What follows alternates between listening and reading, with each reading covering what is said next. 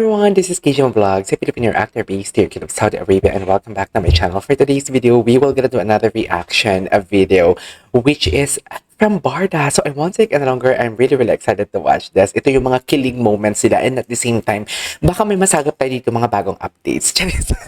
Baka may mga masagap tayo dito bagong updates and chismis for today's video. Hindi naman chismis, oy, basta updates lang and kilig-kilig tayo for today's video. So without further ado, let's start this reaction video. Second day of Barda's endorsement. Talaga ba? Uy, talaga ba? Is this a recent photo? I'm not pretty sure. I think so. Oh my God. Wait, is this a recent photo? Wait, I have to check in the X kung recent photo ito since this is 7:24 in the morning and wala pa ako sa wish for today's video.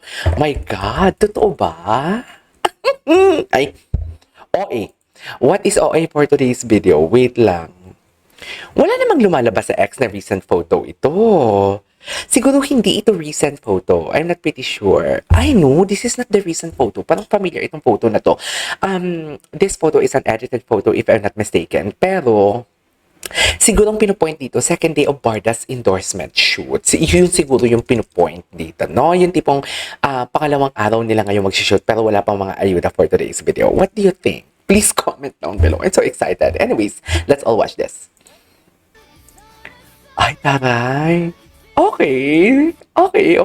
Wait lang, but the first public events together in 2025. Grabe din, no? In fairness din sa kanila. So, meaning to say, kung i-analyze mo, never silang nagkita for the rest of... Nag-Christmas ba nagkita sila? So, basically, the management knew. Okay, the management knew that yung yung ngayon sinasabi ko na may nagsasabi, yung mga nagsasabi na nagkabalikan or magkakabalikan sila. Ito yung sinasabi ko na parang before pa naglabas si Barbie ng statement, they knew from the fact or Barbie knew from the fact na wala nang atlasan to. Push na natin to.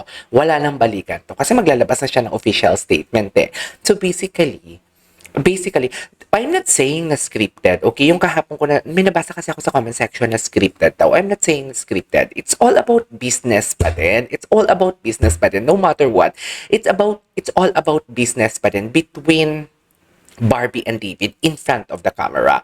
But behind the camera, it's not all about business. I just want to emphasize that. Kasi magsabi daw na, scripted ba KJ yung hindi nila pagkikita, yung mga gano'n. Of course, in front of the camera na hindi sila nakikita. Of course, that is hindi naman scripted. It's planned. Okay, it's fierce trapping us. It's all about pananabik. Pero hindi natin alam behind the camera. Right? Yun yung gusto kong i-emphasize. Hindi natin alam behind the camera, but sa harap ng camera, yung mga hindi nila pagkakita, it's something like planned, should I say, na parang, kung i-analyze mo lang, di ba, na bakit hindi sila nakikita? Bakit ganun-ganun? Ngayon, sabi ko, maghintay lang tayo. Huwag tayong atat kasi it's well planned. So basically, kung i-analyze mo, since na naglabas ng official statement si Barbie that was after New Year. So basically, ba't parang ang dilim ko dito? Wait lang. So basically, parang ngayon lang ulit sila nagkita. Okay, so before pa si Barbie naglabas ng statement, alam na din talaga ng management, of course. Alam na din talaga ng management na wala na sila, na maglalabas siya ng statement and whatnot.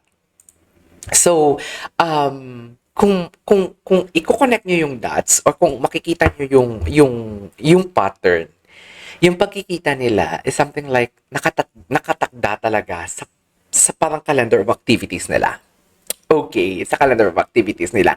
Ang hindi ko lang talaga maintindihan, yung sagutan nila. Yun lang talaga yung hindi ko maintindihan, yung sagutan nila. And knowing David, David is not something like making a fan service churba. So, ayun, parang indeed, sa harap ng camera, it's well planned. Pero sa likod ng camera, hindi natin alam. Hindi natin alam or siguro may iba na may nakakaalam. Pero Or maybe, basta, ganun yun. Basta ganun yun. So basically, kung i-analyze mo lang talaga and kukonect mo yung dots, indeed, yung kanilang pagkikita ngayon, may calendar of activities talaga sila. Pero hindi ko talaga, napaka-OA naman yung may calendar activities yung mga postings nila. Parang I doubt. Yung sagutan nila, parang I doubt. Basta maghintay na lang tayo sa tamang panahon. Maghintay na lang tayo sa tamang panahon. Anyways, basta nagkita sila, yun yung importante. May relationship man sila or wala, kung ano man ang nangyayari sa kanila in front and behind the camera, happy tayo for them. They are something like bringing revenue to the network. They are giving happiness to us. Ganon. Ang sabi ko nga sa inyo, nagtumigil ako before sa reaction video sa Barda because hindi ko na kayang loko yung sarili ko. So basically, kung alam kong fan service lang to, and which is alam ko talagang hindi siya fan service, kung fan service man to, hindi ako babalik ng Barda. Uy. So alam nyo na. And knowing David, hindi siya nagpa-fan service. Anyways, what's next? What is this? Hindi ko mabasa, sorry. Lakihan natin. Saan ang gusto mong mag-date ng Barda? Tagaytay daw. Sabi ni Sir Nathan, Tagaytay daw. So basically, totoo ba? Ayaw nga. Saan yung gusto mag-date ng Barda? Sobra Cafe, Kuya Korea o sa UP? Tagaytay daw. Si Bini Aya. Wait lang, si Sandy Licao ko yung gumagawa ng mga what do you call this compilation. Kilala ko to.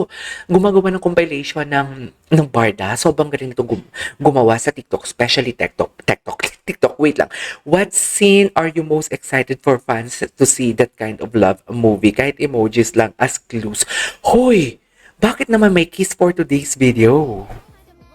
Oh, this was 2024 if I'm not mistaken. This was 2024. Parang gusto kong gumawa ng sweet moments ng Barda. Anyways, what's next? Ito yung masasabi mo na parang masasabi mo na parang, oo. Ito yung sinasabi ko na parang, oo.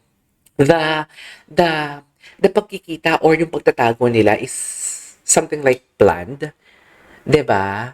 Yung tipong hindi sila nagkakatagpo mag-jogging. Imposible hindi sila nagkakatagpo mag-jogging. Kung magtatagpo man sila, imposible yon. Pero kasi dahil may calendar activity sila kung kailan sila magkikita. Uy, parang aldam. Bakit parang aldam ang atake? Pero yung tipong pagdating sa mga posting sila, I doubt. I doubt talaga. Kasi kung may ganung mga posting nila, dapat si Barbie gumaganti din ng kung gaano ka-sweet si David, 'di ba? Kasi si David more on parinig siya. More on parinig ang kay David na what do you call this? Ang kanyang atake. Si Barbie naman hindi parinig, kundi sagot. Pero alam mo yung sagot na meron shades. Hindi pong alam mo yung sagot na parang ang hirap i-debunk. Pero kailangan, kung masasagot mo lang siya or ma-analyze mo lang siya, kung pagtutuunan mo talaga ng pansin. Pero kung mag-scroll ka lang, okay, nagpo si Barbie, nagpo si David, okay, sabay sila. Ganon. Pero kung lalawakan mo talaga yung utak mo na may meaning talaga behind of that posting, doon mo lang talaga malalaman. O, di ba? Barbie is not answering directly, should I say? Pero, sumasagot siya, but not directly. Pero si David naman kasi talaga, best in paramdam talaga siya. Mapa-personal man niya. Doon nasabi ko na, nadulasan din naman ako dito, di ba? Nasabi ko na din naman dito. Bakit nagbe-blurred yung camera natin? Mapa-personal man yan or what not. Ganon. Anyways. Huy, gusto kong gumawa ng selos moment sa kanila. Ang lala. 'Di ba? Alam mo, hindi ko alam kung ako lang or pati kayo din. Kahit paulit-ulit kong pinapanood yung video nila, parang depende din sa edits and at the same time, nakakakilig din sila. No? Tignan mo si David, ang angas, ang tapang ni David dyan. Ang tapang, alam mo, umasa si David dito. This was 2023 pero kung umasa siya, kala niya talaga jowa siya. Charis. Eme. Hindi mo kaya yan for today's video. Ay, ito. Ang ganda talaga ni Barang, no? Ay, may ka-message ako kahapon sa Facebook page na parang may isang group chat na parang ang daming chinichika about sa akin.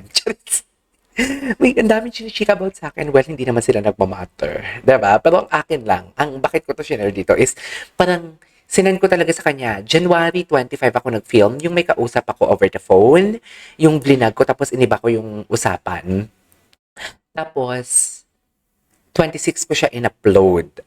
Parang ang title ata nung gusto niyo resibo, eto resibo. Sinend ko sa kanya yung screenshot na nag-usap kami ng friend ko, na yung pinagtatanungan ko about Barbie. Tapos nakalagay doon kung ilang minutes ang duration.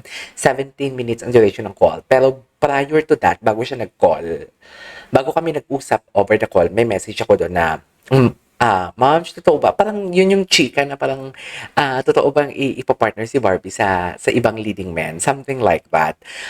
Aside kay David Licauco. Tapos yung user na yun, hindi ko talaga sinade yung verified badge niya. So basically, legit talaga ang source ko. Yun lang naman yung na-share ko.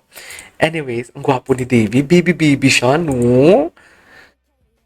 Baby talaga si David Licauco for today's video. Hindi mo kaya. Basta baby siya. Eh, anyways, uy, gusto ko gawan ng interview yung sa Canada nila na ano, na can someone send me the link or comment down below the link of the said video nung in-interview sila sa Canada kasi nakakakilig daw yon. Anyways, there you go guys. That is our for today's video. Our Barda compilation. This is KJ Vlogs and see you on my next vlog. Bye!